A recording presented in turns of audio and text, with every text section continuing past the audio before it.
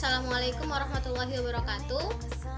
Kami dari kelompok 2 ingin menyampaikan hasil diskusi kami mengenai teori individual Gordon Allport yang beranggotakan saya Nadila Purnamasari, saya Syifa Syahidah Siregar, saya Rizka Nidaul Khaira.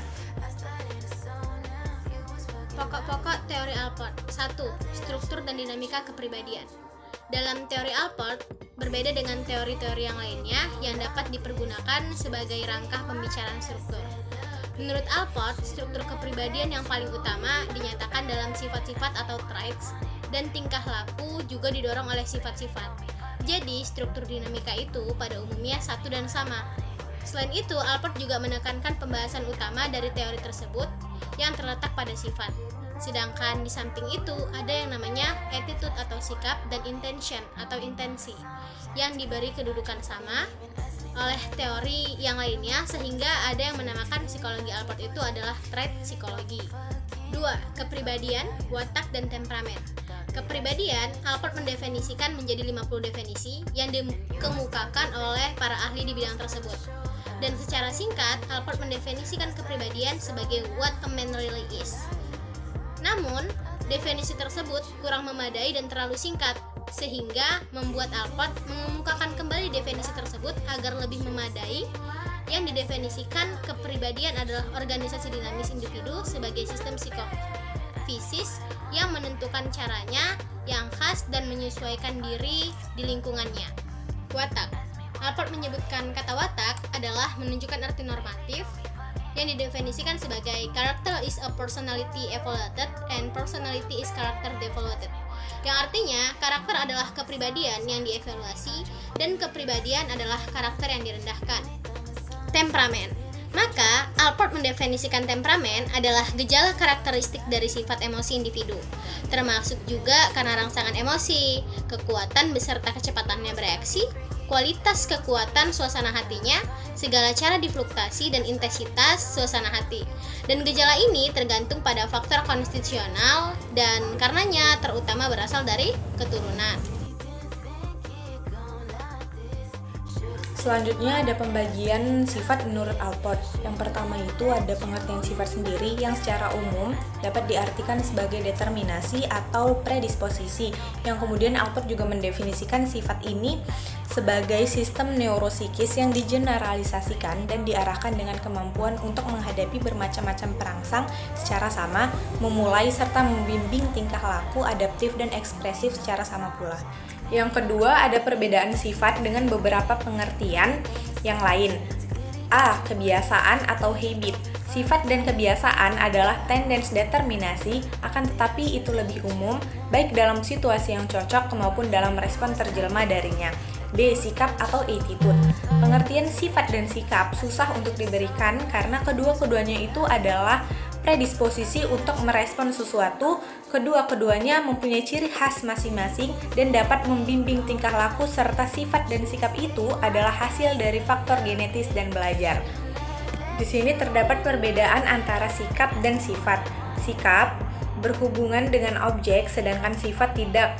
Secara umum, sifat selalu lebih luas daripada sikap. Kedua, ada sikap biasanya memberikan penilaian, menerima atau menolak terhadap objek yang dihadapi, sedangkan sifat tidak. Selanjutnya C. Tipe. Terdapat perbedaan sifat dengan tipe, seperti sifat mencerminkan khas pribadi sedangkan tipe menyembunyikan pencerminan khas pribadi tersebut. Kemudian, di sifat refleksi sebenarnya daripada yang sebenar-benar ada. Di tipe, perbedaan buatan yang tak begitu cocok dengan kenyataan. Selanjutnya itu C, yaitu tipe.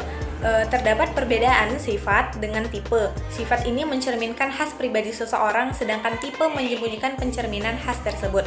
Kemudian di sifat terdapat refleksi sebenarnya yang daripada yang ada sebenar-benarnya. Kemudian di tipe ini perbedaan buatan yang tak begitu cocok dengan kenyataannya. Sifat umum dan sifat individual. Allport menyatakan pada kenyataannya, tidak ada dua individu yang mempunyai sifat yang sama.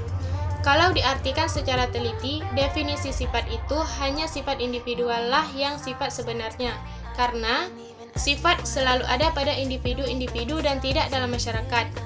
Sifat berkembang menjadi disposisi-disposisi dalam cara yang khas sesuai dalam pengalaman masing-masing. Sifat umum sama sekali bukanlah sifat yang sebenarnya, melainkan hanya aspek-aspek yang dapat diukur daripada sifat individu yang kompleks. Sifat pokok, sentral, dan sekunder.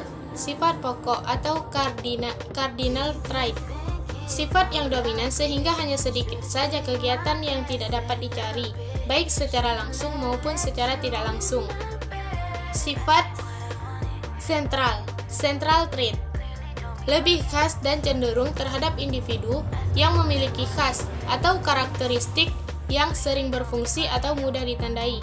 Sifat sekunder atau secondary trait berfungsi lebih terbatas, kurang menentukan dalam deskripsi kepribadian dan lebih terpusat pada respon dasarnya, serta perangsangan yang dicocokinya. Sifat ekspresif.